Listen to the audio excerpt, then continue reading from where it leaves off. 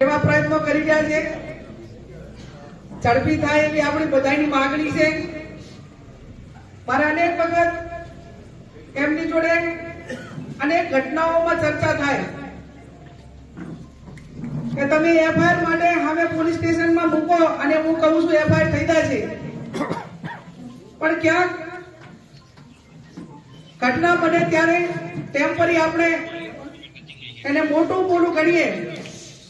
પણ એમાં પાછળથી સાથ સહકારની ટાઈમે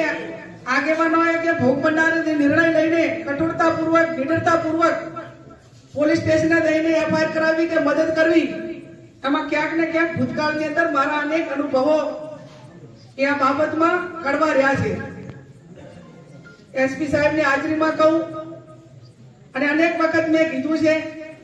કે તમામ ગુના નાના મોટા માફ કરવા માટેના હોય અને માફીને પાત્ર હોય, પણ બેન દીકરીઓની સુરક્ષાના ભોગે ક્યાંય માફી ના હોઈ શકે।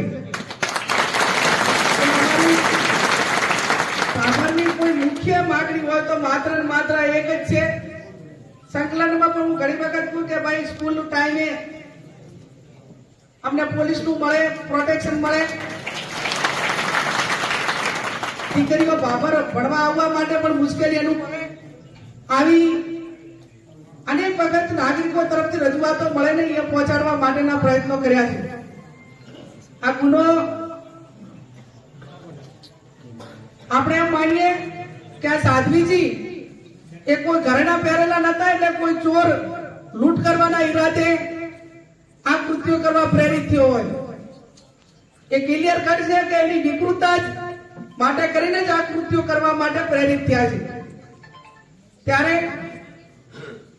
આપ સૌને હું એટલી ચોક્કસથી અગાઉ કીધું એમ ખાતરી આપું છું કે અમારી જે પણ પ્રકારની મદદ હોય, અને આ ગુનાની અંદર આ પોલીસ સ્ટેશન હોય કે કોઈ નાગરિકો કામ, તો ભૂતકાળની અંદર આટલા વર્ષોમાં ક્યારે મેં આ પૈકીના ગુનાગારને એવું નહીં કોઈ પોલીસને કે એમને કીધેલું કે અમને મદદ કરજો, અને આમાં કોઈ સમાજનો હોય, કોઈ ધર્મનો હોય, મારો હગો ભાઈ હોય તો એને કાયદો વ્યવસ્થાને જે આ નિયમો સાથે બંધાયેલા છે એ પોતાને પાત્ર છે, આ કરવા માટે પોલીસને આપણે મદદ કરી અને આ ગુનો વહેલામાં વહેલો ઉકેલાય એવી હું પોલીસ તંત્ર પાસે અપેક્ષા રાખું છું। જૈન ધર્મ એક